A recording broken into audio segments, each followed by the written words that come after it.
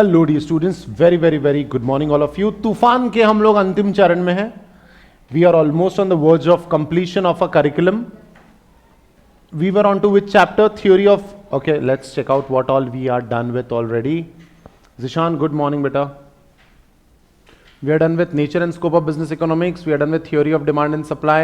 We are done with business cycles, right? We are also done with theory of production, right? We are left with theory of cost and meanings and types of markets. And we ought to cater, हम लोग कोशिश करेंगे कि आज हम लोग cost खत्म करें और मार्केट का इंट्रोडक्टरी पार्ट स्टार्ट कर दे. This is what is on our platter today. So guys, we are already done with theory of production in the last lecture. Theory of production हम लोग कर चुके हैं, पूरे ग्राफ्स हम लोग देख चुके हैं.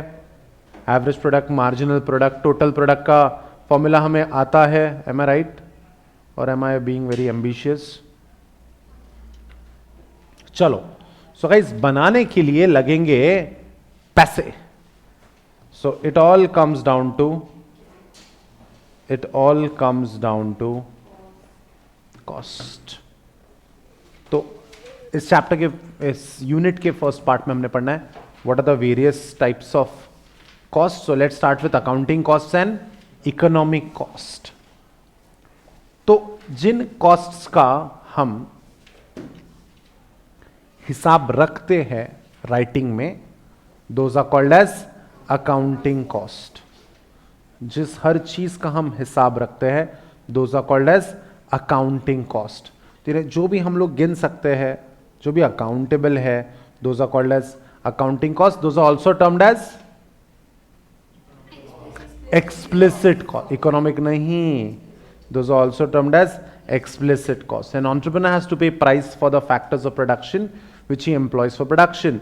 He thus pay wages to the workers employed, prices for raw material, fuel and power used, and for building he hires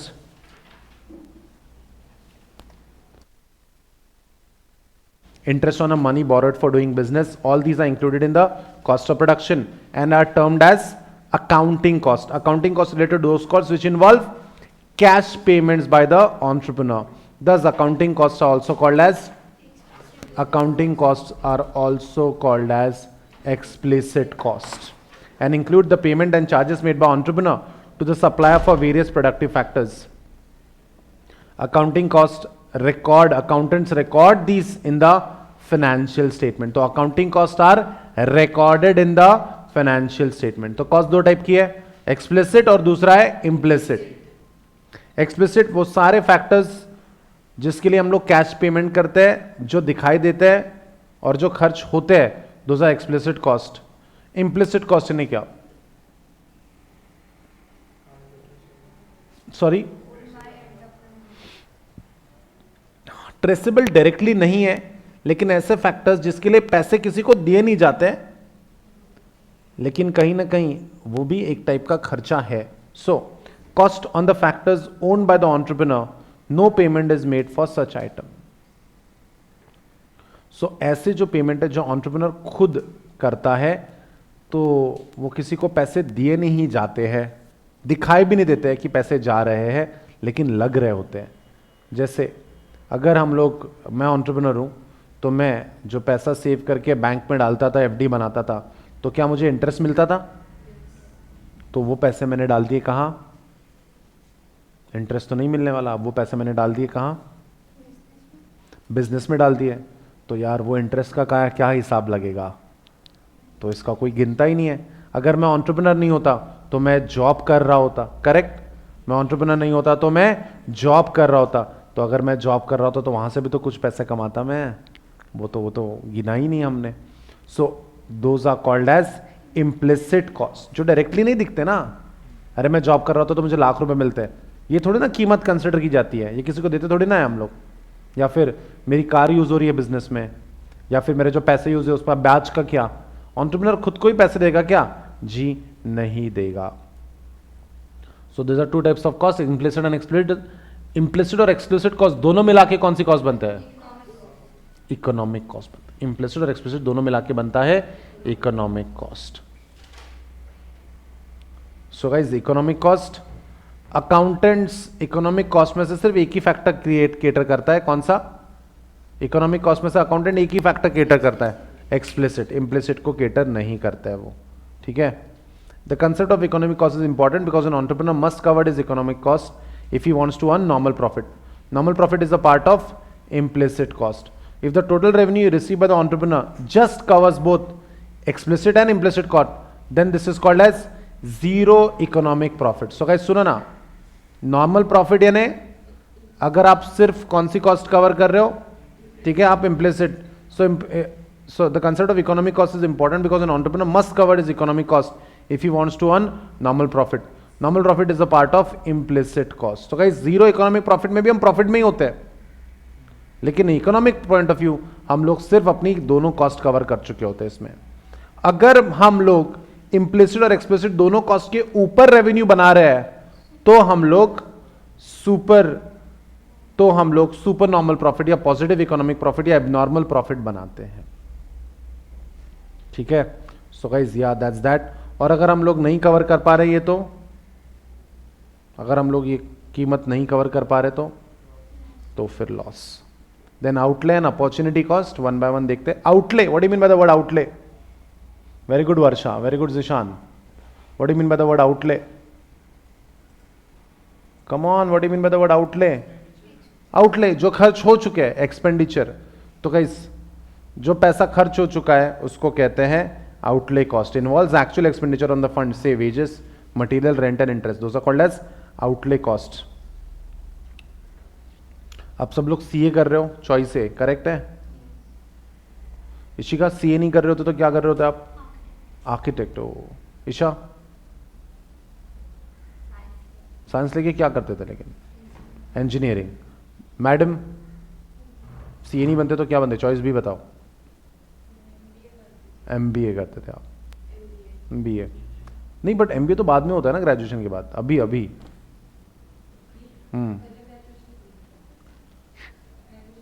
ये टाइम पास करते थे. हाँ, इंजीनियरिंग करते थे, पोर्टफोलियो मैनेजमेंट. Very good. हाँ सर, बिजनेस करते. तो कहीं चार्टर्ड अकाउंटेंसी कर रहे हैं और हम लोग दूसरी अपॉर्चुनिटी कॉस्ट कुछ तो है ना. सीए नहीं कर रहे तो डॉक्टर बन रहे होते हैं, तो डॉक्टर बन के भी तो किडनी बेच के पैसा कमाया जाता है. सो गाइस हमने वो डॉक्टर बन के जो भी हमने कमाई करनी थी वो हमें सेकेंड बेस्ट अपॉर्चुनिटी थी, उसको भी तो कंसिडर करना पड़ेगा. उसको कहते हैं opportunity cost. So opportunity cost is concerned with the cost of next best alternative opportunity which was foregone. Foregone यानी क्या? Let go. यार आपने यार वो डॉक्टर बनने की या बिजनेस करने की, जैसे आप लोग सब अगर अभी पढ़ाई नहीं करते तो धंधे पे तो बैठ ही सकते हो, कोई ना कोई कुछ ना कुछ पैसे तो कमाई लोगे ना, 15-20 हज़ार रुपए. हाँ सच में. तो आप पढ़ाई करके आप अपना टाइम वेस्ट कर रहे हो इन अ वे. सच में नो किडिंग. यानी अगर मैं आपको अपॉर्चुनिटी कॉस्ट सिखाऊँ तो आप जो 10,000 रुपये पर मंथ अपने पेरेंट्स के खर्च कर रहे हो, इसमें ये तो खर्चा हो ही रहा है, लेकिन आपसे आपके पेरेंट्स अभी आपको दुकान पे बिठा दे तो पैसे डायरेक्टली कमा सकते हैं. तो अपॉर्चुनिटी कॉस्ट है वो. It is the cost that has missed opportunity and involves a comparison between policy that was chosen and the policy that was rejected. For example, opportunity cost of using capital is in the interest that it can earn in the next best use for equal risk. The distinction between outlay cost and opportunity cost can be drawn on the basis of the nature of the sacrifice. It's a sacrifice only. No, किसी को actor बनना था लेकिन actor नहीं बन पाया, हम लोग सीए कर रहे हैं, तो अपॉर्चुनिटी कॉस्ट होगी ना वो. Opportunity cost is recorded in the books of accounts. True और false? Outlay cost is recorded in the books of accounts. Opportunity cost तो फोरगॉन है ना, वो तो नोशनल है वो एकदम. Direct and indirect cost. हाँ, डायरेक्ट एंड इनडायरेक्ट कॉस्ट जो पैसे. Very good Varsha, good answer बेटा. डायरेक्ट कॉस्ट के अंदर आता है direct labour, direct material and manufacturing supplies. Indirect cost के अंदर आता है rent, utilities and general office expenses. तो डायरेक्ट कॉस्ट जो डायरेक्टली अगर हम लोग ये फिनिश गुड्स बना रहे हैं, ये फिनिश गुड्स हम बना रहे हैं, तो इस फिनिश गुड्स को बनाने के लिए जो भी रॉ मटेरियल लगा, जो भी लेबर लगा, वो डायरेक्टली हम एसोसिएट कर सकते हैं उससे. Those are called as direct cost. लेकिन यार ये प्रोडक्ट बना तो हमने फैक्ट्री में है, लेकिन इसको बेचा और उसकी स्ट्रैटेजी तो ऑफिस से बनी है, तो ऑफिस एक्सपेंडिचर इसको बनाने में नहीं लगा है, इनडायरेक्ट कॉस्ट.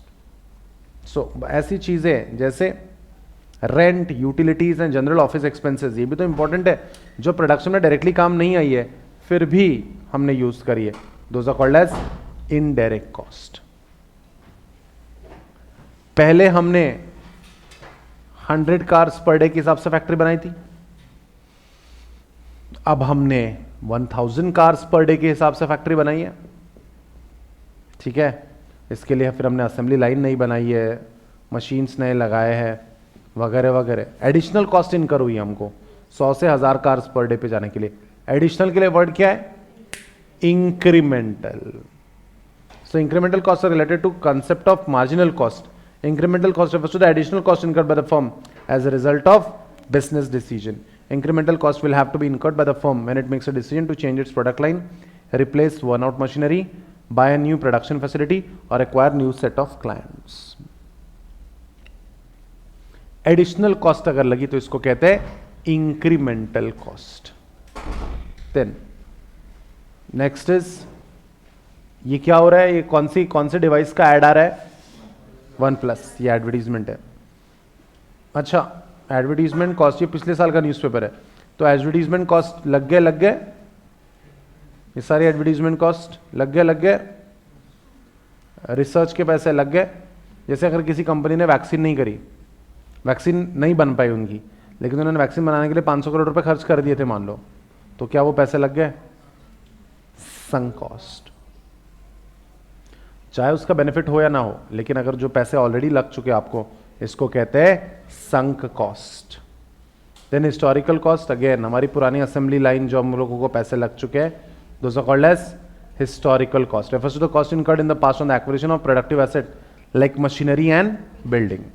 रिप्लेसमेंट कॉस्ट, यार एसेट वर्न आउट हो जाता है, नए एसेट लेना पड़ता है, तो उसके लिए आप लोग रिप्लेसमेंट कॉस्ट भी इनकर कर सकते हो। एसेट बदलने पड़ते हैं, जैसे आपने अभी एक्टिवा कब खरीदी, ऑफलेट खरीदी एक्टिवा 2014 में। अब सीए इंटर में जाओगे तुम, तो आपको आर्टिकलशिप में भागना पड़ेगा यहाँ वहाँ ऑडिट के लिए, तो नई गाड़ी लेना पड़ेगा क्या? तो पुरानी गाड़ी को स्क्रैप करके नई गाड़ी लोगे, replacement cost that will be. Then private cost and social cost. तो गाइस, जो भी चीज़ मैं अपने फैक्ट्री में यूज़ करता हूँ, जो भी चीज मैं अपनी फैक्ट्री में यूज करता हूं,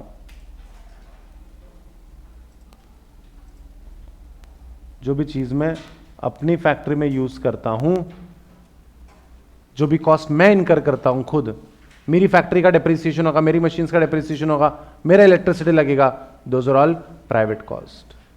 लेकिन मेरी फैक्ट्री के कारण पोल्यूशन होता है, मेरी फैक्ट्री के कारण डिफॉरेस्टेशन हो रहा है, मेरी फैक्ट्री के कारण इनहैबिटेबल हो रहा है, अनइनहैबिटेबल हो रहा है एरिया, तो that is a social cost. वो सिर्फ तुम बेयर नहीं करते, एक प्राइवेट कंपनी बेयर नहीं करती, that is borne by everyone.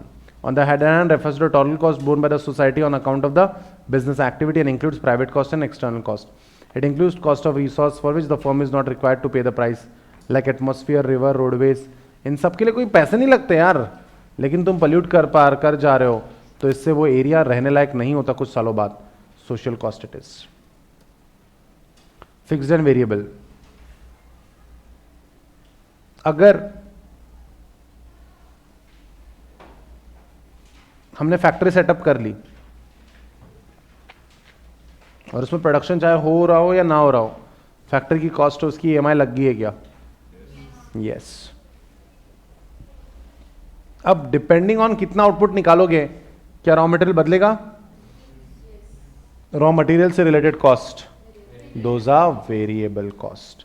So fix cost remains the same regardless of the sales, variable cost change based on the sales activity. Cost function, it refers to the mathematical relation between cost of a product and various determinants of cost. Cost function refers to the mathematical relation of the cost of the product and the various determinants of cost. ठीक है, cost किस पे depend करता है? हमारे product का cost कितना किस पे डिपेंड करता है? टेक्नोलॉजी पे। हमारे प्रोडक्ट का कॉस्ट कितना डिपेंड करता है? टेक्नोलॉजी पे। Then level of capacity utilization पे, and efficiency and time period under consideration, that is the cost function. ठीक है, कॉस्ट उस पर डिपेंड करता है। Total cost is equal to variable plus fixed, बराबर है? फॉर्मूला बना के दोगे? Total cost is equal to variable cost plus fix cost, formula बना के दे दो। Total cost is equal to variable plus fixed. अच्छा रुको, लिख लो, total cost is y, total cost is y, fix cost is b, total cost is y, fix cost is b.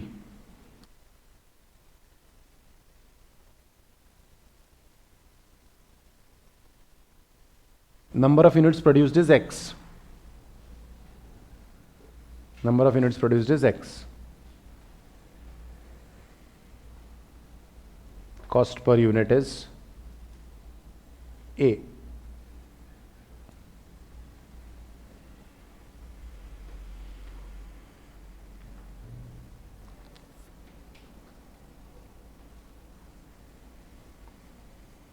Cost per unit is A. Come on, give me the formula now.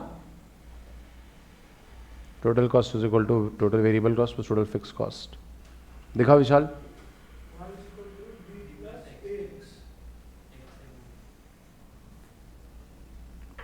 सही है Prince. Gaurav सही है. Total cost is equal to fix cost plus variable cost. Fix cost is B and variable cost is number of units into cost per unit, that is variable. This was the formula. कोई नहीं, exam में ऐसा थोड़ा सा दिमाग लगाना पड़ेगा, तो डरना नहीं ऐसा.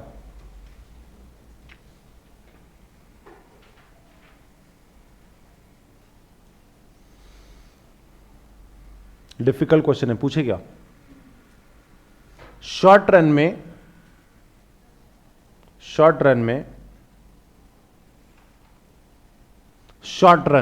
देर are two runs, short run and long run. Correct है. शॉर्ट रन और लॉन्ग रन में डिफरेंस टाइम का होता है. ट्रू और फॉल्स. ओहो दैट्स सो नाइस. तो डिफरेंस क्या होता है ईशा शॉर्ट रन और लॉन्ग रन में. सर रन का.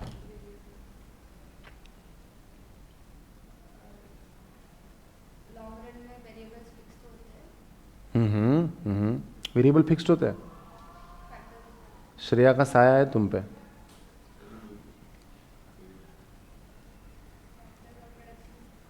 नहीं डर मत. तो डर क्यों रही. मैं डांटता क्या किसी को. ना पूर्णिमा, नारायणी, प्रसन्ना. शॉर्ट रन में वेरिएबल ऑफ कॉस्ट चेंज नहीं कर सकते और लॉन्ग रन में अपन चेंज कर सकते. निशिका. शॉर्ट रन में जो भी इनपुट रहता है वो फिक्स रहता है और लॉन्ग रन में वेरी करता है. आप लॉन्ग रन में हर फैक्टर ऑफ प्रोडक्शन चेंज कर सकते हो, शॉर्ट रन में आप नहीं कर सकते. तो शॉर्ट रन में आपका फिक्स कॉस्ट बढ़ेगा क्या. शॉर्ट रन में आपका फिक्स कॉस्ट बढ़ेगा क्या. Fix cost will be fix cost, that's why it is a fix cost. सही है. ठीक है. शॉर्ट रन में आपका फिक्स कॉस्ट नहीं बढ़ता. ठीक है. तो एक्स और वाई एक्सेस दिया है. शॉर्ट रन का ग्राफ बनाओ जल्दी. शॉर्ट रन में फिक्स कॉस्ट को लेके ग्राफ बनाओ जल्दी. You have to make the graph.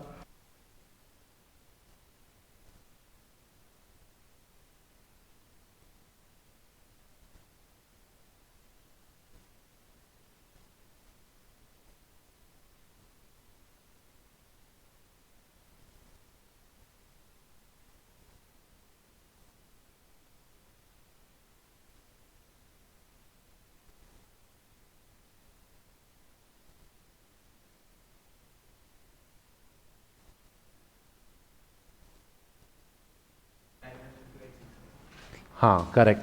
The answer is parallel to X axis. Online वालों आप इंस्टाग्राम पे भेज दो बेटा. The answer is fix cost fix रहेगी ना, it will be parallel to X axis and perpendicular to Y axis. हाँ ये ऑप्शन देते हैं वो लोग, बहुत खतरनाक लोग होते हैं वो. Fix cost includes contractual rent, insurance fee, maintenance cost, property taxes, interest on capital employed, watchman salary, manager salary. ये लगती है आपको चाहे कुछ भी हो जाए. ऑन शॉर्ट रन में जो वेरिएबल कॉस्ट है वो बढ़ती है जैसे जैसे आपका आउटपुट बढ़ता है. सेमी वेरिएबल में थोड़ा सा फिक्स्ड होता है और उसके बाद अगर आप बढ़ाते हो, उसके बाद आप प्रोडक्शन करते हो तो फिर वेरिएबल आपका बढ़ जाता है. Semi variable. डिफिकल्ट क्वेश्चन है. ठीक है. एक क्लास में 50 स्टूडेंट्स तक एक असिस्टेंट लगता है. एक क्लास में 50 स्टूडेंट्स तक एक असिस्टेंट लगता है. ठीक है, अगर 50 से ज़्यादा स्टूडेंट्स हो गए, 50 से ज़्यादा स्टूडेंट्स हो गए तो 50 स्टूडेंट्स तक 10,000 रुपीज़ पर मंथ का एक असिस्टेंट। फिर अगर स्टूडेंट्स बढ़ गए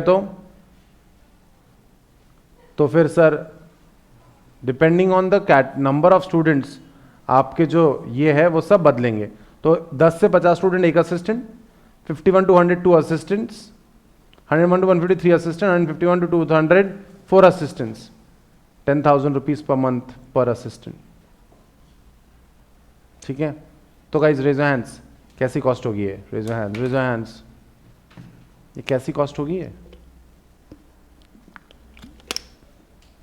इसका अगर आप ग्राफ बनाने जाओगे ना, इसका अगर आप ग्राफ बनाने जाओगे ना तो ऐसे बनेगा graph. Raise your hands, raise your hands, raise your hands, come on, इसी क्वेश्चन के तो आंसर चाहिए, यही तो खतरनाक है क्वेश्चन।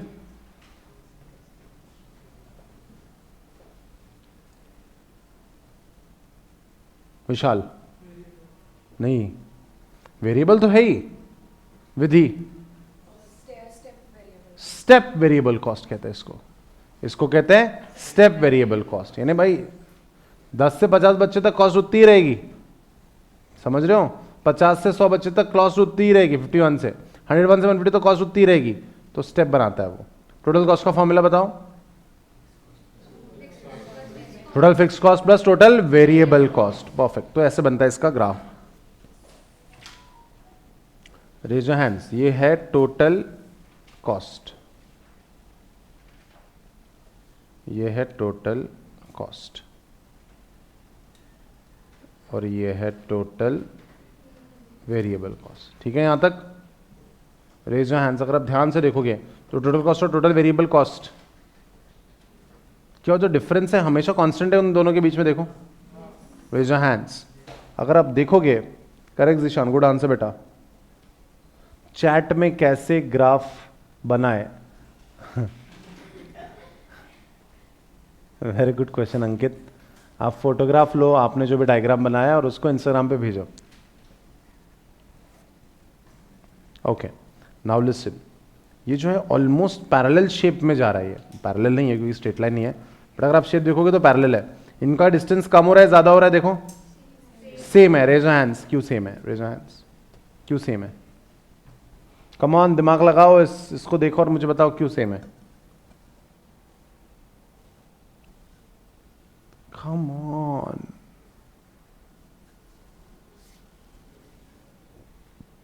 एक के पास भी इसका आंसर नहीं है?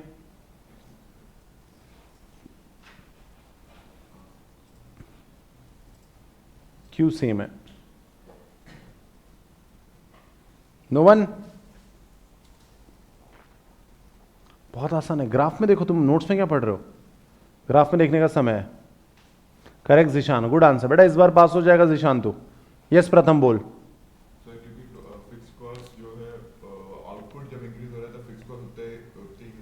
गाइस, इन दोनों में जो भी डिफरेंस है सारा फिक्स कॉस्ट का डिफरेंस है, और फिक्स कॉस्ट इज सेम, इसलिए इन दोनों में बिल्कुल भी डिफरेंस नहीं है। तो जो भी जितना भी ये है, जितना भी डिफरेंस है वो है फिक्स कॉस्ट का difference. In the diagram above the total fix cost curve is a horizontal straight line parallel to X axis as TFC remains fixed for the whole range of output. This curve starts from a point on y axis, meaning thereby that fixed cost will be incurred even if the output is 0. ठीक है, इसका मतलब क्या? Fix cost in output 0 भी रहा तो भी fix cost लगनी वाली। देखो टोटल कॉस्ट कहां से शुरू हो रही है, देखो टोटल कॉस्ट कहां से शुरू हो रही है, ये डायग्राम देखो, टोटल कॉस्ट कहां से शुरू हो रही है? टोटल कॉस्ट शुरू हो रही है यहां से, यानी तुम्हारा आउटपुट कितना है इस पॉइंट पे? आउटपुट कितना है इस पॉइंट पे? 0 आउटपुट है, फिर भी इतनी कॉस्ट आपको लग चुकी है। क्या है ये डिफरेंस क्या है? फिक्स कॉस्ट का डिफरेंस है। सही है, समझा? On the other hand, total variable cost rises upwards, indicating that the output increases, total variable cost increases. So total variable cost curve starts from the origin because variable costs are 0 when the output is 0. It should be noted that the total variable cost initially increases at a decreasing rate and then increasing rate with the increase in output. Difficult question है, ये बोल रहा है this should be noted that the total variable cost initially increases at a decreasing rate initially increases at a decreasing rate and then increasing rate with the increase in output. क्या बोल रहा हूं मुझे नहीं समझ में आ रहा। यानी पहले जो कॉस्ट है वो बढ़ती है, लेकिन बढ़ती है एट अ डिक्रीजिंग रेट, और एक पॉइंट के बाद it increases. Raise your hands. ऐसा क्यों? टोटल वेरिएबल कॉस्ट तो ऐसा जाना चाहिए ना, सीधा सीधा ऐसा। सॉरी, ये भी मैंने जीरो से चालू करना चाहिए। ऐसे जाना चाहिए ना, ऐसा आड़ा तड़ा की क्या जरूरत है, सीधा सीधा निकालना मेरे भाई। दिमाग लगाओ ना, वेयर इज योर ब्रेन। नहीं, अभी हम सिर्फ वेरिएबल कॉस्ट की बात करें चैतन्य, वहां ढूंढी मत आंसर ऋषिका, तू बस डायग्राम देख और सोच, कल के कंसेप्ट में छुपा आंसर। तो क्या हुआ शॉर्ट रन है तो? ये पहले कम हुआ है कॉस्ट और फिर बढ़ा है, ठीक है। माय क्वेश्चन इज ऐसा क्यों? मुझे लगता है ऐसा होना चाहिए, सीधा सीधा बढ़ते जा बढ़ते जा।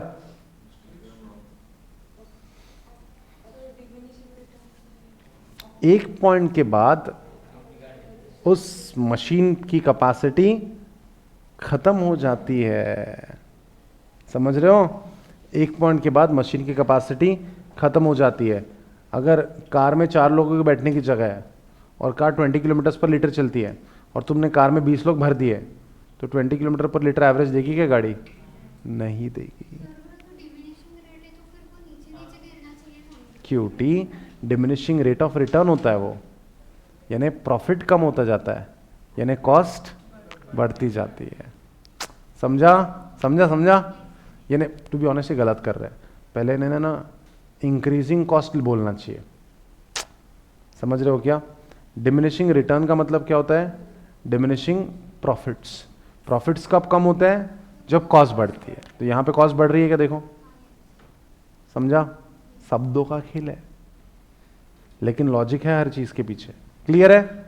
लॉ ऑफ डिमिनिशिंग रिटर्न क्या कहता है? जैसे जैसे तुम बढ़ाओगे प्रोडक्शन, तो पहले तो कम होते जाएगा, ठीक है, पहले तो आपका जो प्रॉफिट है वो बढ़ते जाएगा, लेकिन बाद में धीरे धीरे धीरे धीरे प्रॉफिट कम होते जाएगा। इसको कहते हैं law of diminishing returns. The reason being, हर फैक्ट्री का एक कैपेसिटी होता है, उस कैपेसिटी के बाद आप बनाओगे तो आपकी कॉस्ट अनयूजुअली बढ़ती जाएगी, और आपका बढ़ती जाएगी कॉस्ट तो प्रॉफिट कम होगा, प्रॉफिट कम होगा तो डिमिनिश होंगे रिटर्न्स, इसलिए वो लॉ बना है।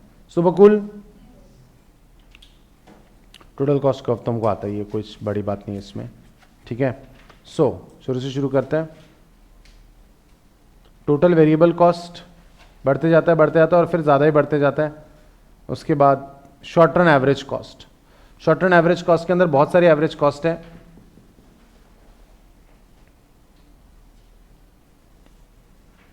Draw the diagram for average fix cost. जल्दी, किसी को कुछ बोलना नहीं है, किसी को कोई ग्राफ नहीं चेक करना है, सिर्फ एक जनरल एवरेज फिक्स कॉस्ट का कर्व बना लो। करेक्ट अंकित, हाँ बेटा, बस वाला एग्जांपल दिया था।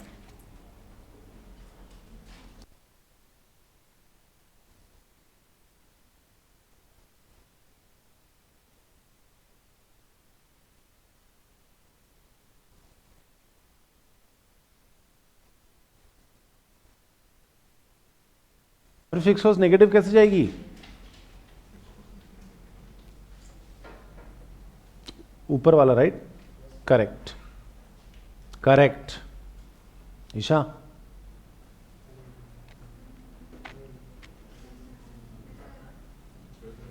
करेक्ट। विशाल,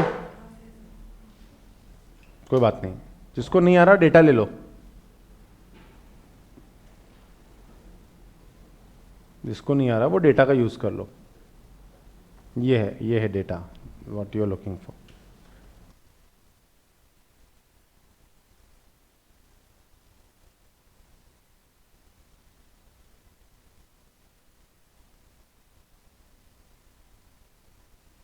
एवरेज फिक्स कॉस्ट कम ही होती जाती है, वो जीरो तो नहीं होगी, नेगेटिव भी नहीं होगी, दैट्स करेक्ट। देखो ना, पहले 1000, फिर 500, फिर 333, फिर 250, फिर 200, 166, 142, 125, 111, 100, 90 और 83, कम ही होते जा रहा वो, तो ऊपर कैसे चढ़ गया तुम्हारा graph? Guys the answer is, हाँ दिखाओ Isha, correct, this is the answer.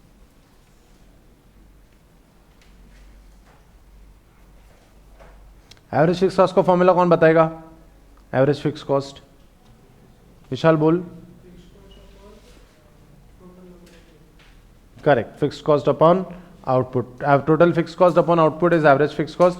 Average fix cost is average total cost minus average variable cost. Average variable cost, ठीक है. अब आ जाते हैं एवरेज वेरिएबल कॉस्ट पे. एवरेज वेरिएबल कॉस्ट का कर्व नहीं बनवाता तुमको, लेकिन एवरेज वेरिएबल कॉस्ट का फॉर्मूला बता दो मुझे. सीजी, total variable cost upon the output. Perfect. तो ये आपका एवरेज वेरिएबल कॉस्ट, इसकी बेसिस पे ग्राफ बनेगा ऐसे. Then MC, what is a marginal cost? Additional cost for making one additional unit, that is called as marginal cost. Give me the formula for marginal cost. Raise your hands.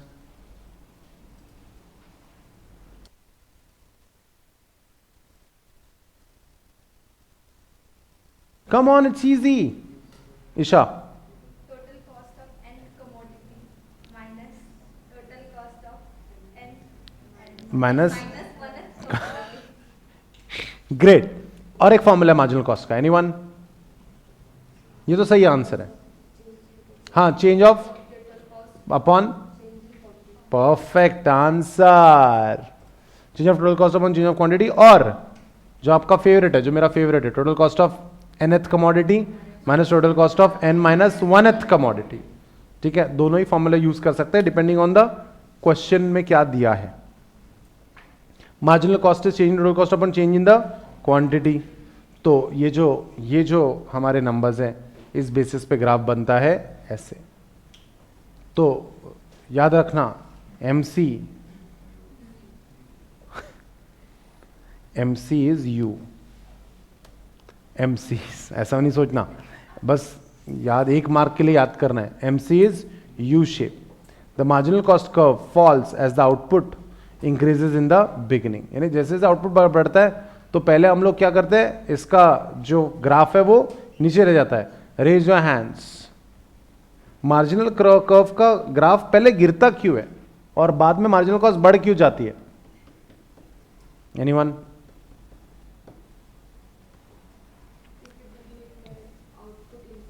हाँ, very nice. इसका क्या मतलब है? Beginning में output increase होता है. इसका क्या मतलब है? हम अपनी फैक्ट्री को, हम अपने कैपेसिटी को और यूटिलाइज करते जाते हैं. So marginal cost curve falls as output increases in the beginning. It starts rising after a certain level of output. This happens because of the influence of the law of variable proportion.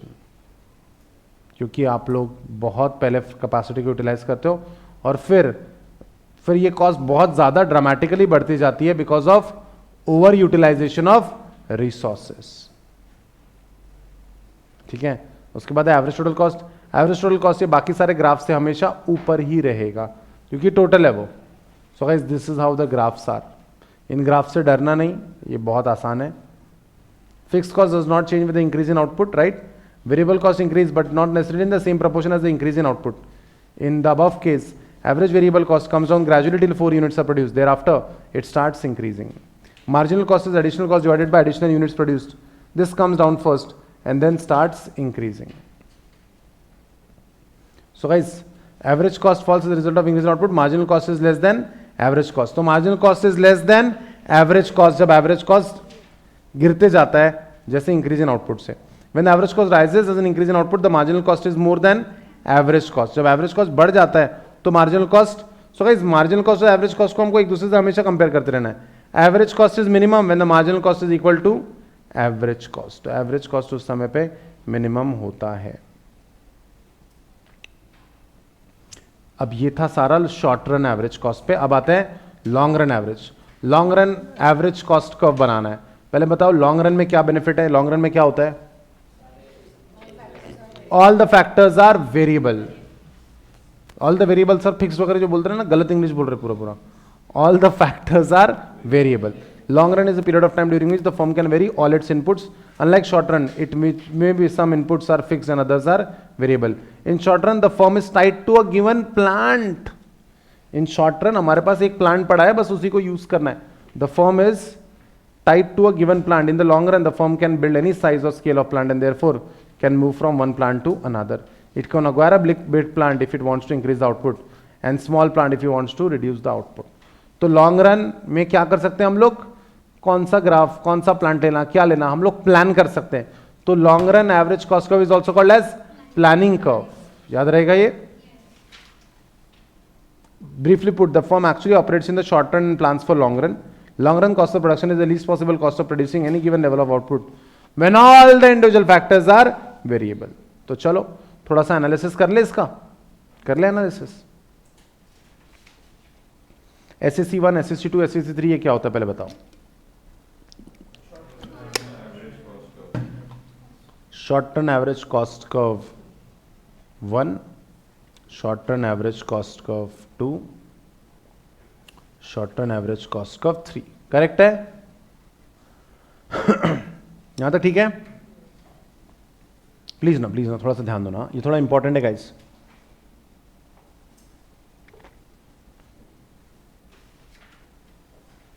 मुझे output का level चाहिए ओसी. मुझे output का level चाहिए ओसी. समझा क्या ओसी कहां से आया सर? ओसी है ना आउटपुट. करेक्ट है. आउटपुट का लेवल चाहिए मुझे ओसी. तो ये बनाना पॉसिबल है. अगर हम जोड़ने की कोशिश करें तो ओसी आउटपुट बनाना पॉसिबल है. ये जो कॉस्ट है कौन से प्लांट की कॉस्ट है? SAC2. और सर और भी कीमतें लग रही है क्या SAC1 पे भी ये प्लान बनाना, ये बनाना पॉसिबल है? ये आउटपुट OC SAC1 पे भी ये बनाना पॉसिबल है. तो दो SAC3 में तो इंटरसेक्ट हो नहीं रहा, तो इसका मतलब SAC3 अभी आउट ऑफ क्वेश्चन है. रेज योर हैंड्स, आराम से सोच के बताओ. रेज योर हैंड्स आराम के, डोंट लीक इट. ठीक है, राइटिंग में दे दो, मैं आपके पास आ रहा हूं देखने, आंसर चेक करने. आराम से मुझे बता दो कि कौन से प्लांट पे बनाना चाहिए हमने output OC. I am coming down to you, don't leak the answer, let everyone think.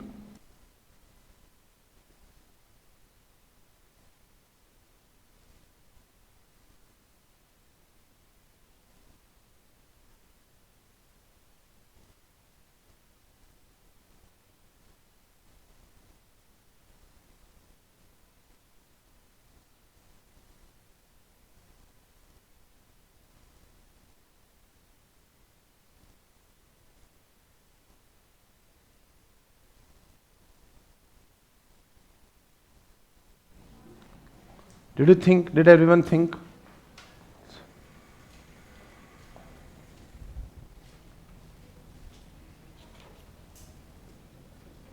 हाँ cutie,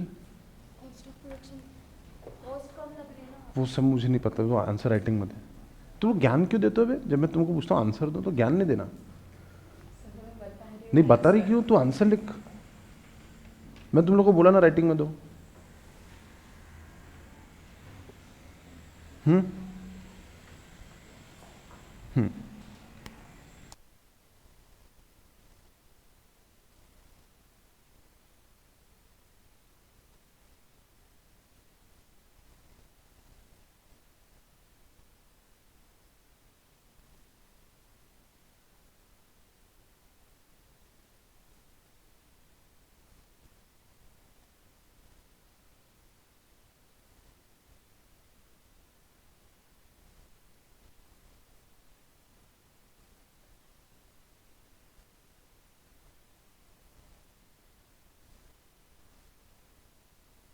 Alright guys, so online guys, what's the answer? SAC1 या SAC2? चलो तुम लोग भी आंसर दो. यस सर, आपका आंसर SAC1 है. कैसे? ठीक है. SAC1 पे मुझे बताओ, अब कुछ क्वेश्चन है मेरे पास. SAC1 पे कॉस्ट कितना है, एवरेज कॉस्ट?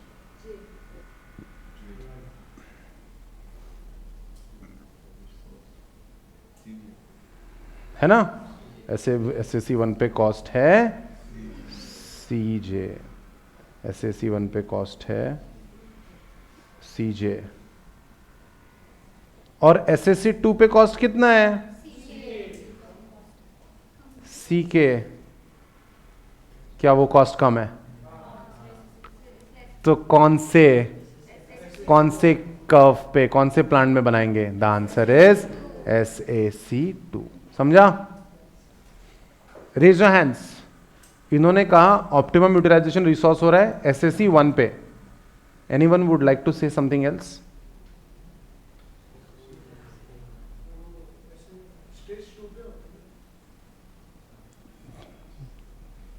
ज्ञान नहीं हम ये पूछ रहे हैं कि इन्होंने कहा ऑप्टिमम यूटिलाइजेशन ऑफ रिसोर्सेज हो रहा है यहां पे नहीं, लेकिन नहीं, ऑप्टिमम यूटिलाइजेशन ऑफ रिसोर्स नहीं हो रहा है, ये आंसर है। क्या हो रहा है? ओवर यूटिलाइजेशन ऑफ रिसोर्स हो रहा है, बर्डन हो रहा है उस पर। अब आपका आंसर सही है, स्टेज 3 में चला गया प्रोडक्शन। समझ रहे हो क्या? ये प्रोडक्शन चला गया स्टेज 3 में। कौन से इसमें बनानी चाहिए? स्टेज 1 या स्टेज 2? Welcome two stage 2। समझा क्या कैसे जोड़ा हमने कल का टॉपिक आज को? तुमने जोड़ा रादर, थैंक यू। ठीक है, समझा? गाइस जिसको ये नहीं आता था, क्या क्लैरिटी आ गई? क्यों हमने ये चूज किया? अंधी मार रहे। ठीक है, एक और मौका दूं? ये कंसेप्ट एकदम 100% क्लियर हो जाएगा फिर। Online guys I am disappointed, किसी ने आंसर ही नहीं दिया इस क्वेश्चन का। चलो, वन मोर चांस। आउटपुट निकाल रहे हैं।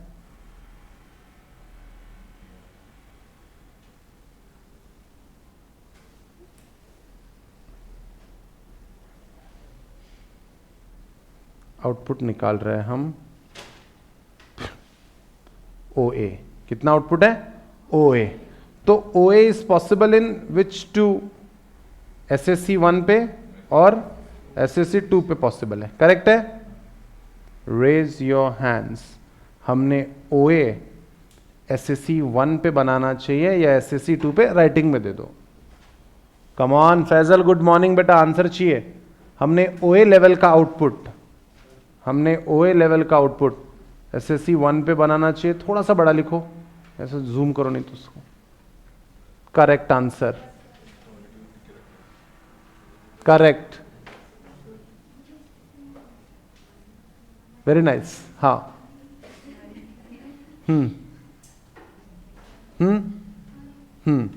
इन्हें काफी लोग ना तो बदमाश रहते हैं।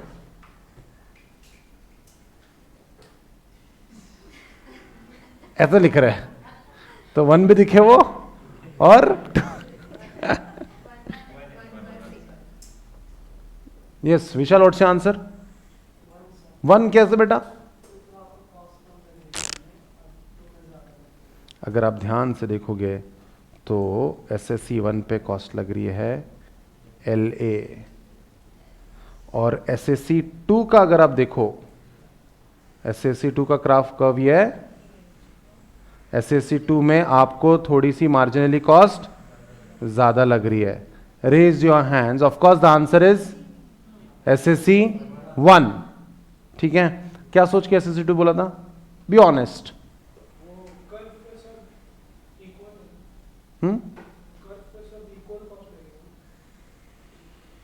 ये एवरेज कॉस्ट कर्व है। वो कौन से कर्व की बात कर रहा है कि कर्व पे इक्वल कॉस्ट लगेगा? वो अलग कंसेप्ट। देखो ना सर, कैसे कॉस्ट कैसे बदल रही है, ये देखो ना, ये कॉस्ट ज्यादा, ये कॉस्ट कम कम कम। हाँ जी, रेज योर हैंड्स। SAC 1 पे अब ज्ञान की बारी, तुमको जो देना होता है ना वो दे दो अब मुझे। SAC 1 पे कॉस्ट ज्यादा, कॉस्ट कम क्यों है, और SAC 2 पे कॉस्ट ज्यादा क्यों है? Raise your hands. हाँ, इन्हें तुमने SAC 1 सिलेक्ट किया, आंसर करेक्ट है। SAC 1 is a correct answer, but how so? SAC 1 ये करेक्ट आंसर कैसे है, और SAC 1 पे कॉस्ट कम क्यों है? इस बार तो, पिछले बार हमको समझ गया, हमने ओवर यूटिलाइज कर दिया, हम समझ गए। तो इस बार हमने क्या प्रॉब्लम किया? इशिका, दिमाग ही नहीं लगा रही यार। सुयश, सुहास SSC 1 पे, तो फिर SSC 2 is the right answer. फिर OA के लिए SSC 1 सही है, करेक्ट है ना? Very nice. अपना आंसर क्या है? SSC 1 आंसर है। हाँ, OA के लिए SSC 1, वेरी नाइस। सबको ये क्लैरिटी आ गई? अब मेरा सवाल है कि SSC 2 क्यों नहीं? कॉस्ट ज्यादा क्यों लग रही है उसमें? क्यों लग रही कॉस्ट ज्यादा? नहीं हो रहा, तो क्या हो रहा? नहीं, ओवर यूटिलाइजेशन नहीं हो रहा है, अंडर यूटिलाइजेशन हो रहा है। अगर आपने ऑप्टिमम यूटिलाइज नहीं किया, ज्यादा कर लिया तो भी कॉस्ट बढ़ जाएगी, कम कर लिया तो भी कॉस्ट बढ़ जाए। समझा? वर्डिंग में नहीं, इंग्लिश में मिस्टेक। ठीक है, समझा क्या सबको? मैंने आपको दोनों एग्जांपल समझा दिए, ऑप्टिमम भी और ऑप्टिमम भी समझा दिया, ओवर यूटिलाइजेशन समझा दिया, अंडर यूटिलाइजेशन। क्लियर है? और बढ़ाओ इसमें। शॉर्ट रन में हम लोग प्लांट चेंज नहीं कर सकते, लॉन्ग रन में हम लोग प्लांट चेंज कर सकते हैं। तो हम लोग क्या करते हैं? Long run average cost curve बनाते हैं, जो होता है बहुत सारे मल्टीपल SSC का एक ब्लैंकेट। इसको इसलिए कहते हैं एनवेलप कर्व भी। ठीक है, long run average cost curve. Raise your hands, difficult question. Short run average cost curves are also called as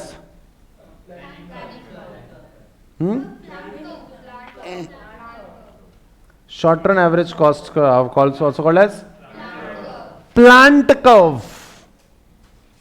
ठीक है, यानी वो एक एक प्लांट के बारे में हमें बताता है, प्लांट 1, प्लांट 2, प्लांट C।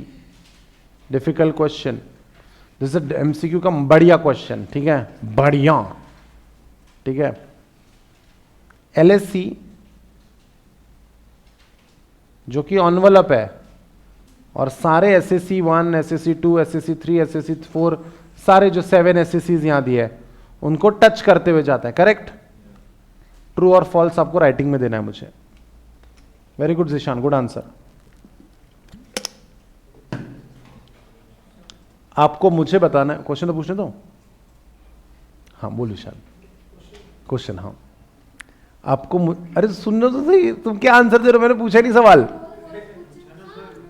मैंने पूछा नहीं ना, सवाल तो कंप्लीट करने दो मेरा। पता नहीं कौन सा आंसर दिया तुमने, टच तो किया ना। आग के अंधो, ये दिख रहा है ना यहां, ये क्यों पूछूंगा मैं सवाल? ठीक है, एनीवे, नाइस जॉक्स। ठीक है, ये हो गया, टच हो गया। My question is, write down the statement. LSC curve, LSC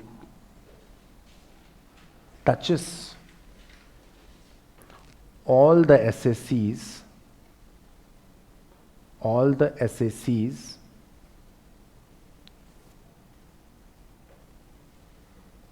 all the SSCs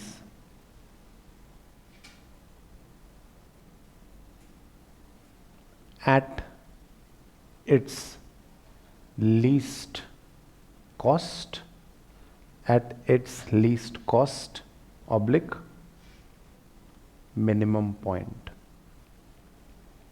please writing में दे दो आंसर।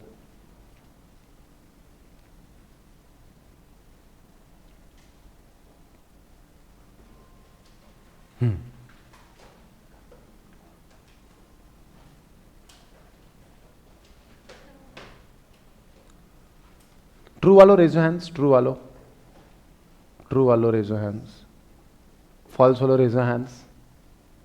दो ही लोग हैं, तुमको इनकी पार्टी में जाना है। Are you confident? Are you confident? Suhas, Suhas भी ट्रू बोल रहा है बेटा, तो क्या येड़ा है वो। Would you like to change the party? No. Amazing. अच्छा, जो लोग ट्रू कह रहे हैं, would you like to change the party? ये हो क्या रहा है? अच्छा इसी बीच में, हाँ, would you like to change the party? Go there, go sit there. Suhas, would you like to change the party? No no no, मैं, मेरे को मालूम है विशाल को कितना आता है। आग के अंधो।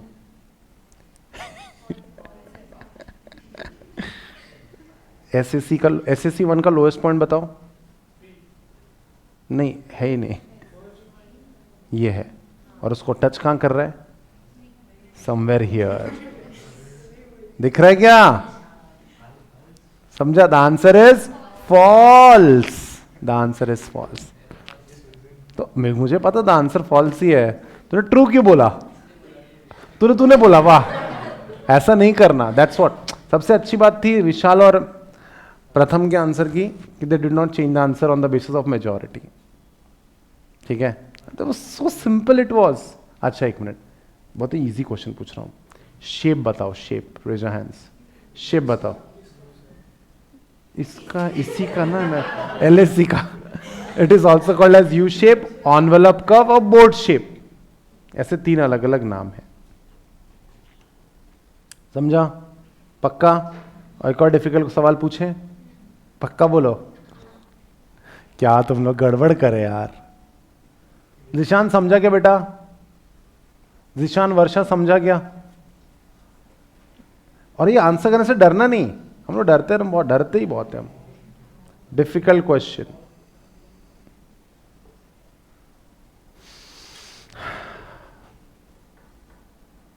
विच इज द, हम लोगों ने कितना आउटपुट बनाना चाहिए ताकि हम, एलएससी के हिसाब से हमने कितना आउटपुट बनाना चाहिए जहां पे हमारी कॉस्ट सबसे कम हो? करेक्ट। क्यूपी आउटपुट नहीं है, क्यूपी कॉस्ट है, आउटपुट ओक्यू है और कॉस्ट है ओपी। समझा? The answer is absolutely correct. और अब लॉन्ग रेंज में हम लोगों को लगता है कि यार हमको, सुनो ना, डिफिकल्ट क्वेश्चन, लॉन्ग रेंज को पढ़ना कैसे है? Raise your hands. ठीक है, अगर मुझे आउटपुट, ओवी आउटपुट की जरूरत है तो मैं कौन सा प्लांट यूज करूंगा? Raise your hands. सोचने दो सबको, क्योंकि मालूम है ना सब गड़बड़ करते हैं। मुझे अगर आउटपुट चाहिए ओवी तो मैं कौन सा प्लांट यूज करूंगा लॉन्ग रन में? करेक्ट है, द आंसर इज SaC3, क्योंकि वहां पे सबसे कम अमाउंट में आप, सबसे कम कॉस्ट में आप प्रोड्यूस कर पाएंगे। Super cool. इजी है डिफिकल्ट? इजी है, provided you take that highlighter, take that pen pencil and try to scribble it out. हम लोग करते ही नहीं है। लॉन्ग रन में हमारे पास कोई भी प्लांट बनाने का ऑप्शन होता है नहीं क्लियर? पक्का 100%? फॉल्स वाले, मुझे तो बहुत खुशी हुई कि विशाल और हिले नहीं बिल्कुल। तुम येड़े हो, मेरे को मालूम है। ठीक है, सो गाइस ये तभी हो सकता है जब आपका कंसेप्ट क्लियर है, नहीं तो नहीं आप इतना कॉन्फिडेंट हो सकते हो। We move ahead with economies and diseconomies of scale. Economies यानी क्या होता है? What do you mean by scale? कल ही तो सिखाया स्केल। स्केल ने दिखाओ, स्केल दिखाओ।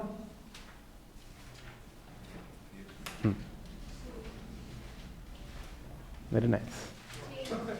स्केल ने क्या?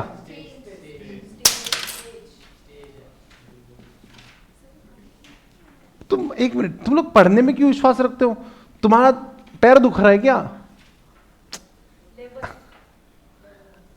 The level of output is called as scale. ये नहीं है वो स्केल, ठीक है? The level of output is called as scale. तो आप जितना ज्यादा आउटपुट निकालोगे उतना ज्यादा प्रोडक्ट क्या मिलेगा? चीप। तुम जितना आउटपुट निकालोगे उतना ज्यादा प्रोडक्ट मिलेगा चीप। फॉर एग्जाम्पल, एक मिनट, सिंपल सी बात है, ठीक है? 1 किलो तुम्हारी फेवरेट सब्जी कौन सी है इशिका? भिंडी वाले कितने? How many bhindi lovers in the house? Paneer lovers, baingan lovers, बैगन, वांगा, व्हाट इज इट? छी? Are you Maharashtrian and you saying छी to vanga? Very bad, you're a fake Maharashtrian. Aloo lovers, हाँ आलू में बहुत मिल जाएंगे हमको, है ना विशाल? आलू वेरी नाइस, ठीक है। तो हमने भैया आलू कैसे दिए, तो कहता है 20 रुपए किलो। डायरेक्टली नहीं कहता वो कहता है कितने चाहिए। साले तेरे को भाव पूछा तो बोलता कितने चाहिए, तो कहता है 1 किलो लोगे तो 20 रुपए, 5 किलो लोगे तो 80 रुपए। 2 5 जा 100। अपना बचपन से पढ़ा हुआ मैथ्स ही नहीं हो रहा उसके, करेक्ट है ना। और अगर हम लोग 10 किलो लेंगे तो 150। यार 15 रुपए का रेट ही 20 रुपए का रेट 15 पे ला दिया उसने, डिपेंडिंग ऑन द क्वांटिटी। पैसे बच जाएंगे आप ज्यादा खरीदोगे तो। इकोनॉमी ऑफ स्केल, समझा भिंडी। सो गाइस, जब आप ज्यादा प्रोड्यूस करते हो तो आपको कीमत कम लगती है।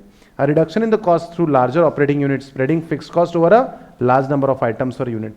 एक कार एक ही बंदा चला रहा है, महंगा हो जाएगा। और एक कार में हम 5 फ्रेंड्स साथ में आते रोज क्लास, तो डिस्ट्रीब्यूट हो जाएगा ना पेट्रोल एक्सपेंसेस।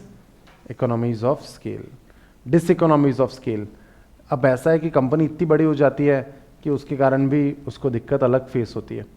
जैसे बचपन में कैसा था, छोटा सा हिस्ट्री का बुक रहता था, 4 पेज का एक चैप्टर, इतना पढ़ के जाओ मैटर खत्म। Correct, M I right? Good life. और हम लोग डिसाइड करके दे रहे तीसरा पेज नहीं पढ़ूंगा, मनु सही है। Am I right? पीछे को टीचर 4 क्वेश्चंस लिख के देती थी उसके टेक्स्ट बुक के पीछे, वो हम लोग हमारी क्लासवर्क बुक में बनाते थे, वो लर्न करके जाते थे, क्वेश्चन में आ जाता था, 2-4 पैराग्राफ खुद के जोड़ देते थे, पास हो जाते थे। M I right? आज प्रॉब्लम ये है, एक चैप्टर 50 पेज का है, उसमें ग्राफ बने हुए खतरनाक किस्म के, इसको देख के हमारी कितने लोग इस डायग्राम से डरे हुए हैं कभी ना कभी, कितने लोग इस डायग्राम से डरे हुए हैं कभी ना कभी। भाई ये क्या सिखा रहे खेकड़ा, हाँ। तो अब कैसा ना, बचपन में कैसा था, हम डिसाइड करके छोड़ के जाते थे ये पेज नहीं पढ़ूंगा और ये लिखूंगा भी नहीं साला, जा। बड़े हो गए तो पेजेस बढ़ गए, दिक्कतें बढ़ गई। बड़े होने के अपने चैलेंजेस है, तो कंपनी भी बड़ी होती है तो अपने चैलेंजेस आते हैं। तो गाइस 2 टाइप की इकोनॉमीज और डिसइकोनॉमीज है, कौन सी? इंटरनल है, थ्योरी अच्छे से करिए ना, इंटरनल एंड एक्सटर्नल। तो गाइस इंटरनल इकोनॉमीज यानी जो हमारे अंदरूनी इश्यूज के कारण होते हैं, दूसरा इंटरनल, और जिसके लिए हम कुछ भी नहीं कर सकते वो एक्सटर्नल। तो पहला technical economies and डिसइकोनॉमीज।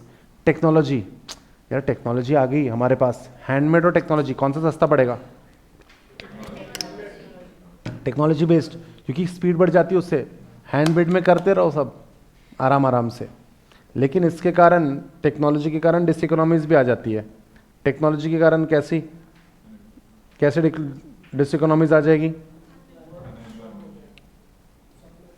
However, a firm experiences net diseconomies of scale. This happens because when the firm has reached a size large enough to allow utilization of almost all possibilities of division and labor and employment, further increase in the size will bring about high long run cost because of difficulties of management. Manage ही नहीं होता। When the scales of, जैसे हमारी ये class है एकदम बढ़िया, 20 बच्चे बैठे सामने, यूट्यूब पे 10 15 20 बच्चे, सब पे मैं जिशान से लेके तो फैजल तक, ठीक है, प्रथम से लेके तो विशाल तक, सब तक ध्यान दे पा रहा हूँ। लोड नहीं है, रिलैक्स। यही यहाँ पे 100 होते, वहाँ पे 1200 होते, सब भकाबक वी लव यू सर भेज रहे। साले में पढ़ाऊँ या प्यार करूँ, समझ रहे हो तुम, ठीक है। So the scale of operations become too large, it becomes difficult for management to exercise control and brings about proper coordination. सबसे बड़ा इकोनॉमीज में यही, स्केल में ही प्रॉब्लम है, मैनेजमेंट इश्यू हो जाता है। It becomes difficult to manage. However, beyond a certain point, a firm experiences net diseconomies of scale. ठीक है, क्योंकि आपको देखो पता है क्या, डिसइकोनॉमीज में ना मोस्टली पता है एक ही प्रॉब्लम है, मैनेजमेंट प्रॉब्लम। कोई भी चीज़ बड़ी हो जाती है ना, मैनेज नहीं होती। बचपन में हमारी लाइफ हमसे संभल रही थी, यस सर नो? उठते थे पगले जैसे, घर वाले बोलते थे नहाओ तो नहाते थे, वही बाथरूम में सो जाते थे थोड़ी देर, ठीक है। कितने लोग सोए होंगे तुम, 100% बोलता हूँ मैं, ठीक है। नींद में खाना खा रहे, नींद में ब्रेकफास्ट कर रहे, घर वाले छोड़ के दे रहे, अपने आप स्कूल पहुंच जा रहे, कुछ नहीं करना है, राइट? अपने आप स्कूल पहुंच जा रहे, वहां जाके भी ये सोच रहे कि डब्बे कब खाना है, भूख लग गई तो नीचे आके तभी के तभी। थग लाइफ, रिलैक्स लाइफ। अब क्या प्रॉब्लम हो रहा है, खाने का भी ख्याल खुद रखना पड़ रहा है, पढ़ाई करनी पड़ रही है। बचपन में हो जाती थी, मम्मी ऐसे स्केल लेके बैठती थी, या कंगा, विच एवर इज अर्लियर। सब मम्मी पढ़ाई, कितने लोगों की मम्मी ने पढ़ाई करवा ली है, खुद से अपने दिमाग नहीं लगाया।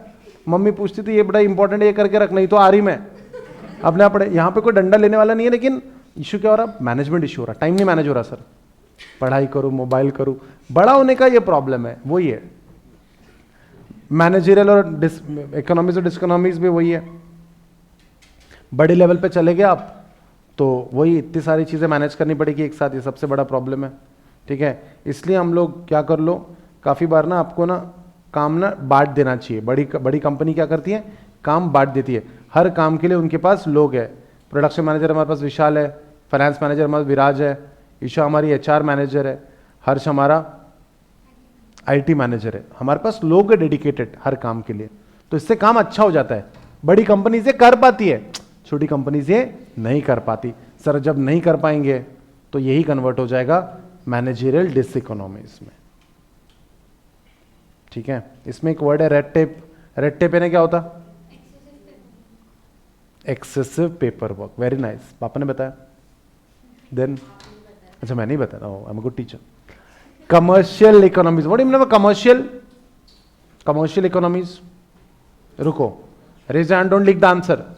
ये सारे प्रोडक्ट्स में ये एफएमसीजी है, इसमें कॉमनलिटी क्या है? इसमें कॉमनलिटी क्या है?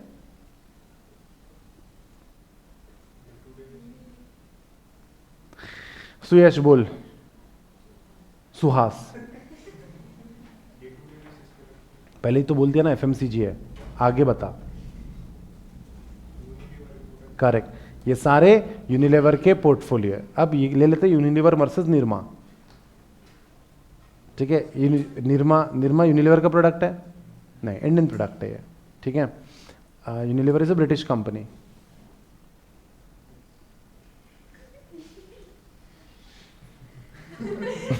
क्या कर रहा है Vishal? Okay, it didn't look like that but it's okay ना। तो अगर निरमा को अगर पूरी फुल पेज एडवर्टीजमेंट देनी है, अगर निरमा को अगर फुल पेज एडवर्टीजमेंट देनी है तो इनको लगेंगे 50 लाख रुपए टाइम्स ऑफ इंडिया में। ठीक है सर, यूनिलीवर के पास भी तो सर्फ एक्सेल है ना, उनको भी ऐड देनी है। हाँ देंगे ना, सर्फ एक्सेल की ऐड जब देगी फुल पेज 30 लाख रुपए लगेंगे। सर ऐसा क्यों? क्योंकि निरमा साल में 1 या 2 बार ही ऐड देता है, हिंदुस्तान यूनिलीवर साल में 100 बार ऐड देगा अलग अलग प्रोडक्ट्स के। लेकिन पेमेंट एक ही कंपनी करेगी तो वो बोल पाएंगे साहब हम तो साल भर काम देते हैं आपको, हमको ये वाला रेट नहीं ये वाला रेट चाहिए। ओके सर, क्या हुआ? ये beautiful example of commercial economies and diseconomies. Hindustan Unilever का पेप्सोडेंट है तो 100 ग्राम पेप्सोडेंट 50 रुपए का, लेकिन अपना टूथपेस्ट के साथ टूथब्रश भी बनाते हैं, बिक नहीं रहा वो, तो 50 का 55 कर देंगे और ये चिपका देंगे। 30 रुपए का टूथब्रश आपको सिर्फ 5 रुपए में मिल रहा है। निरमा कैसे बेचेंगे toothbrush? I hope you are getting my point. समझ रहे क्या? That's that. उसके बाद अगर पैसे चाहिए, फंड्स चाहिए, तो 2 कंपनीज है, यूनिलीवर वर्सेस सूर्या लिमिटेड। किसको आसानी से पैसा मिल जाएगा? भाई ब्रिटिश कंपनी है, 200 साल पुरानी कंपनी है, सूर्या लिमिटेड। कॉन्फिडेंस ना आ रहा सूर्या सुन के? Financial economies and डिसइकोनॉमीज।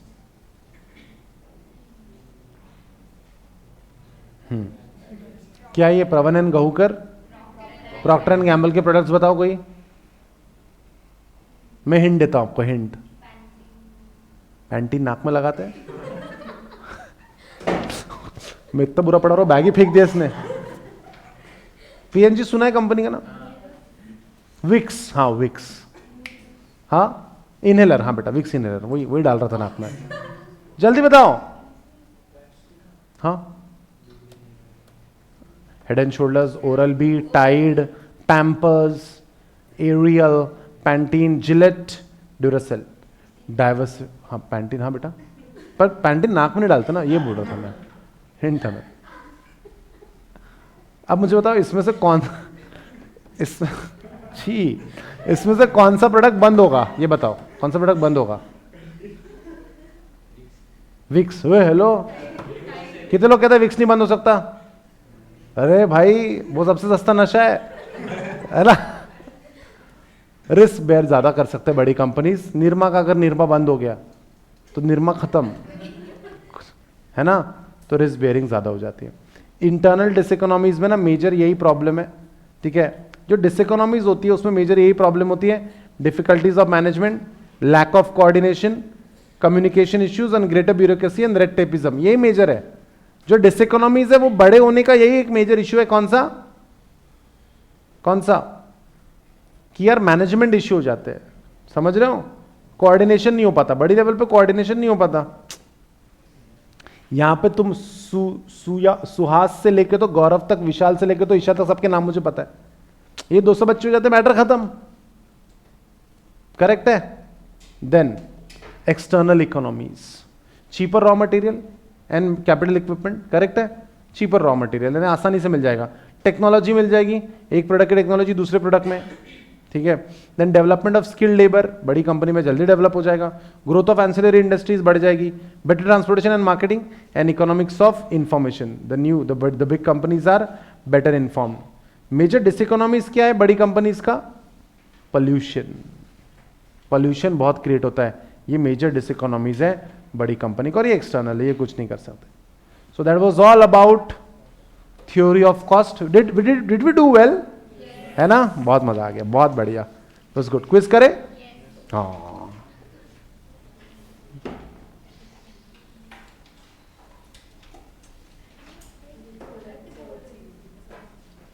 ईशान तेरा आंसर सही था, मेरा क्वेश्चन गलत था बेटा।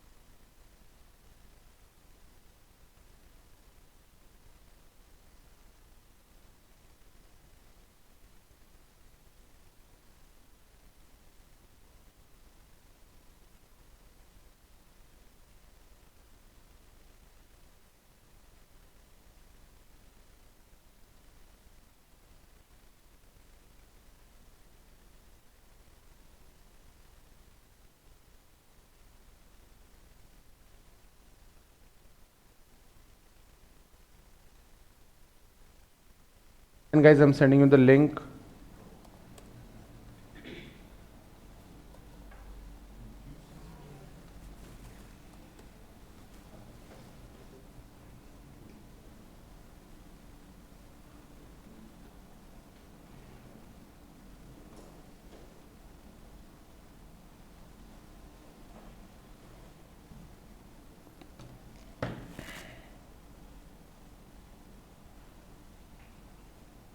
Just send you the link. June batch? No, na? Sent, no?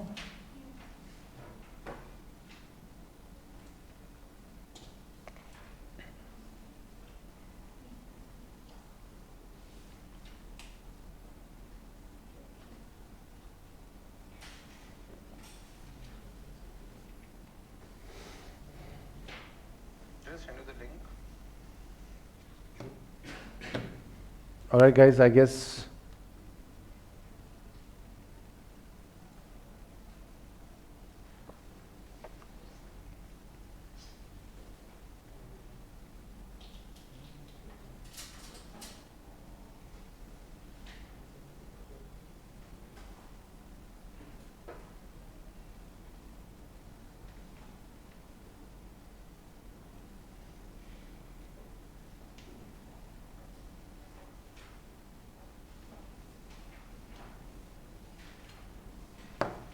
Done. Shall we start the quiz? Link नहीं आ रही. Patience is the key. नहीं, इंटरनेट गया.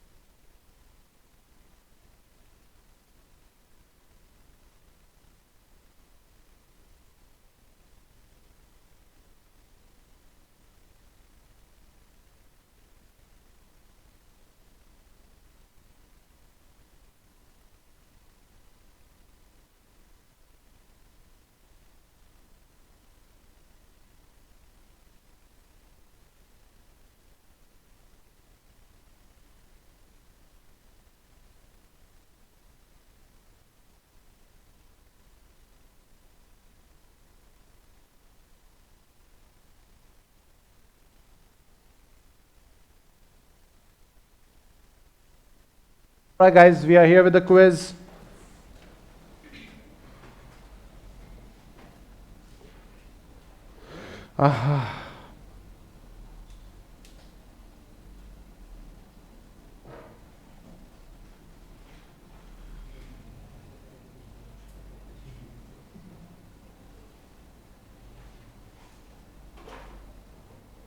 Alright, shall we go ahead? Shall we go ahead with the quiz, guys? Chalo, go. First question.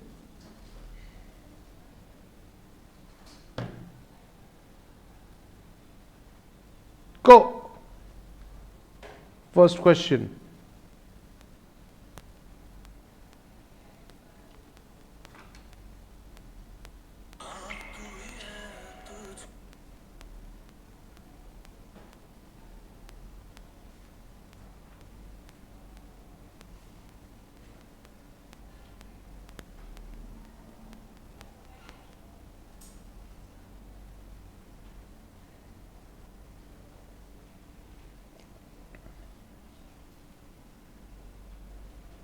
In a cloth mill, which spins its own yarn, cost of yarn to the weaving department is the price at which yarn could be sold. Which type of cost is involved?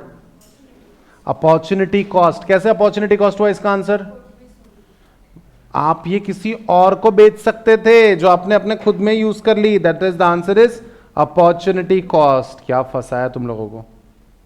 So Faisal is first, Pavan, Vidhi Pratham, Zeeshan, Nikita, Aniket, Vedanti, Prasanna, निशा. हो गया ने fast wrong किया.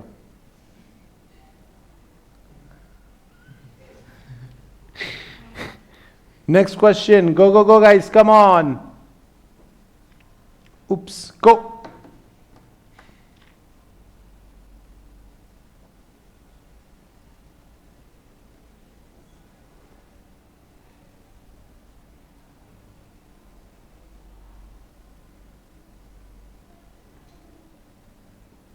कौन से graph की बात कर रही है? फिक्स कॉस्ट का ग्राफ की बात कर रहा है। फिक्स कॉस्ट का ग्राफ कैसा होता है? ऐसे, which is perpendicular to Y axis.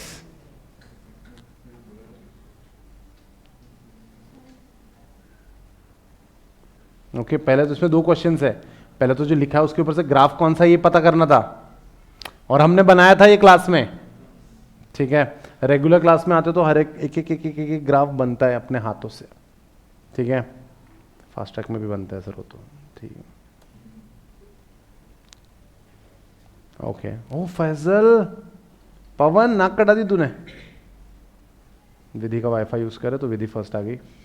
I have pay off your debt. ठीक है, well Vidhi Pratham, Vedanti, Faisal, Pavan, Ishika. Ishika was the fastest, oh my my. Then Vishal Rathi, Chaitanya, Gaurav and Vishal. चलो, very good strawberry, very nice. Come go go go।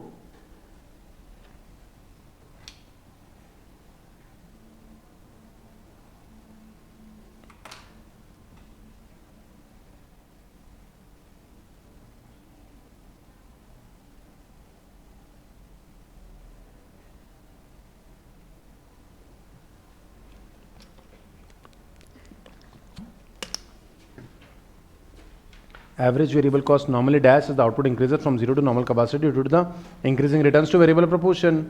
Average cost normally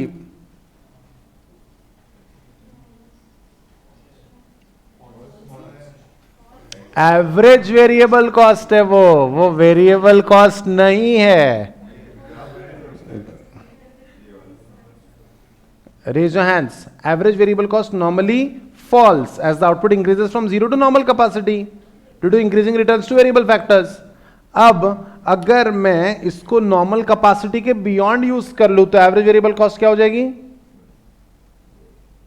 फिर से पूछता हूं, वो बोल रहा है 0 to normal capacity. Normal capacity यानी जो कैपेसिटी के लिए वो बना है वो कैपेसिटी। अब मान लेते हैं नॉर्मल कैपेसिटी है 100 यूनिट्स की। ठीक है, अब नॉर्मल कैपेसिटी 100 यूनिट्स की है और हमने अब बढ़ा दी इसको, हमारा प्रोडक्शन बढ़ा दिया 130 यूनिट कर दिया।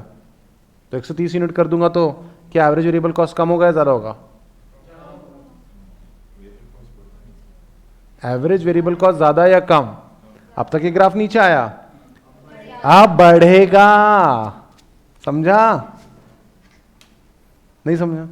पक्का? और इसको ये law of increasing returns to the variable factors ये समझता है क्या?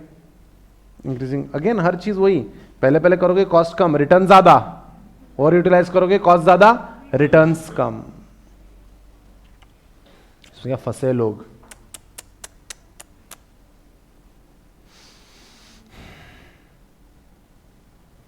पवन was the fastest. Well done Pavan. ये मैं नहीं हुआ, मैं पवन मैं नहीं हूं। तो आप बोलोगे अपने क्विज में खुद ही खेल रहे। गो गो गो।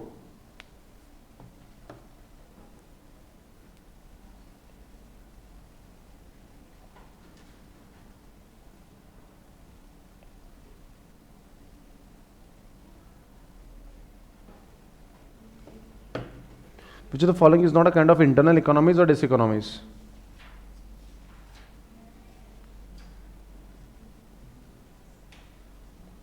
इंटरनल नहीं है। The answer is economies of information. Chaitanya, Vidhi was the fastest. Vidhi is on fire today. Go, go, go.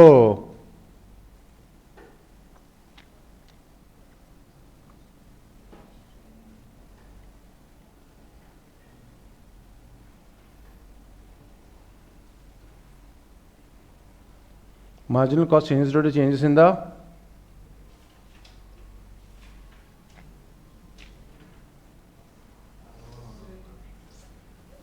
Fix cost तो बदलती नहीं ना। कितने लोग गलत हुआ ये? Oh, how come? God, Faisal is back.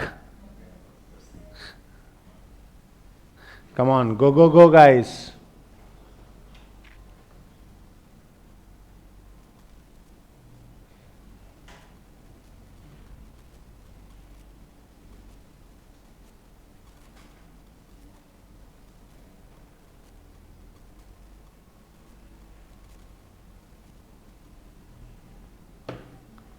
The firm's average fixed cost is 20 rupees at 6 units of output.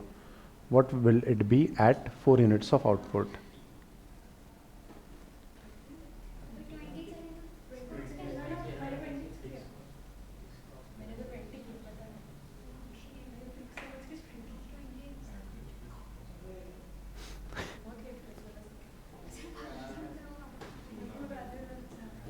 नहीं, you never know.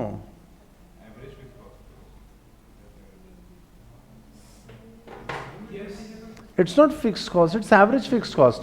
And average fixed cost goes on decreasing as per the increasing output. Average fixed cost 20 unit के लिए, अच्छा एक minute, average fix cost 20 है तो total fix cost कितना हुआ 120. अब वो 4 यूनिट्स के लिए एवरेज फिक्स कॉस्ट का फॉर्मूला क्या है? तुमने क्या किया?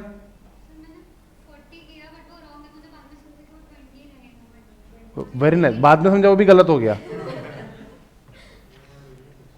एवरेज फिक्स कॉस्ट का ग्राफ भी बनाया हमने. क्या बर्बाद कर रहे हो तुम लोग. वेरी गुड चैतन्य. ये मैंने सारे चुनिंदा डिफिकल्ट क्वेश्चन लाए एक साथ, सारे एक साथ. Mars is the fastest. इस क्वेश्चन को मार्स वाले ही लोग सॉल्व कर सकते थे.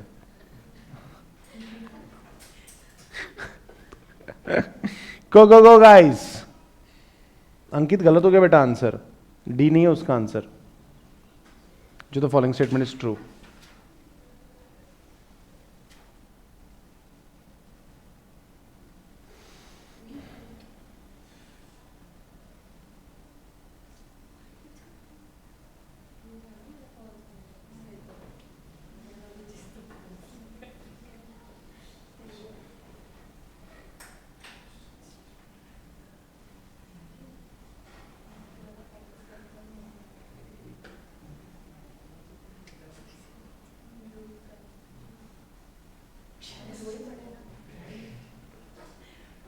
The services of doctor are considered production. Man can create matter. Can man create matter?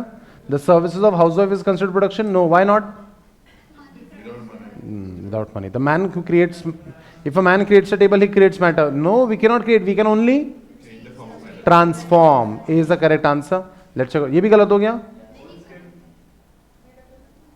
हाँ चलो, रैंकिंग बढ़ेगी, अब बढ़ेगी रैंकिंग.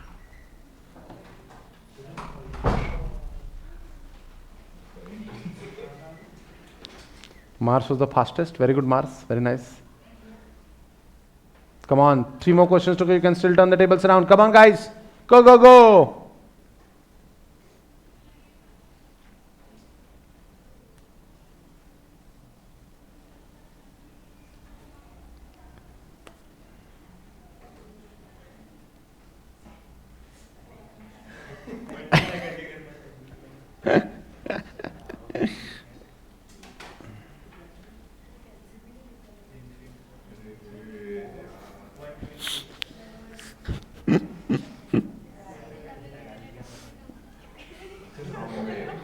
तुमको कुछ करना ही नहीं क्या? कैलकुलेशन आज करना ही नहीं क्या? मन ही नहीं है क्या तुम्हारा?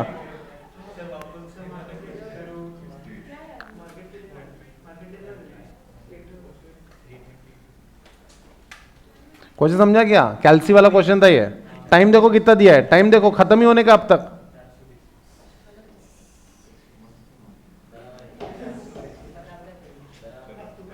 निकल रहा क्या कैसे? 300 इंटू 5 करना था और 320 इंटू 6 करो. ठीक है. 320 इंटू 6 कितना आया? 19. 1920 माइनस करो 1500. That is the marginal cost of 6 unit. क्या बर्बाद कर रहे हो तुम. फॉर्मूला येतो मला टी. ठीक है. T total cost of nth commodity minus total cost of n minus 1th commodity. क्या करे उसका? कितने लोगों को सही आंसर आया हमारी क्लास में से?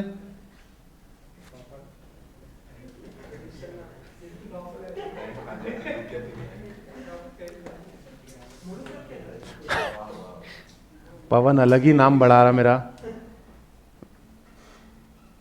विशाल. वेरी गुड विशाल. मार्स. मार्स कौन है? मार्स. अच्छा ओके गाइस, चलो 2 more questions to go. बर्बाद मत करो. टॉप 10 में तो आओ. तुम्हारा वाईफाई यूज कर रहे हैं, टॉप 10 में तो आओ। गो go go.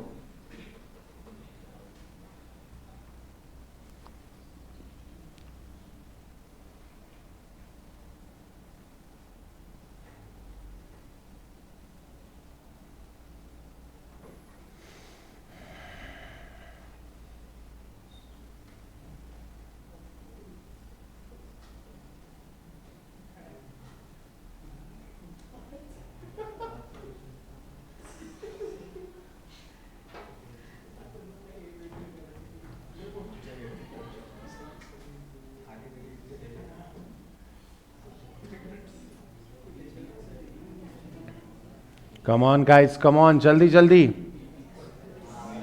It will increase due to the increase in the variable cost only. Fixed cost नहीं बदलती ना.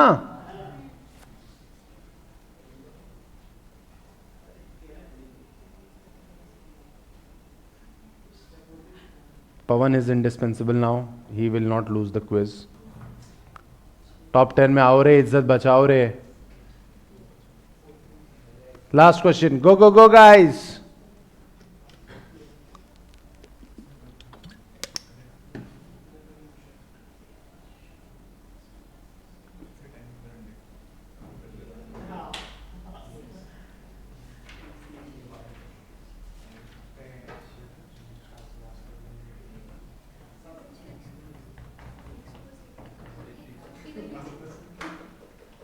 Which of the following cost curve is never U-shaped? The answer is average fixed cost. L रहता ना वो, MC तो U है. Very good answer. Vidhi, Mars and Pratham. So Pawan is first. Pawan add me on Instagram. WhatsApp me on Instagram. Then Vishal, Faisal, Chaitanya, Pratham, Prasanna, Gaurav, Vidhi, Mars and Zishan. Well done guys, well done. बहुत बढ़िया. Okay, so guys, do we need a break or should we? Let's take a 5 minutes ka break and then when we come down, we do. Thank you so much guys. We meet in some time.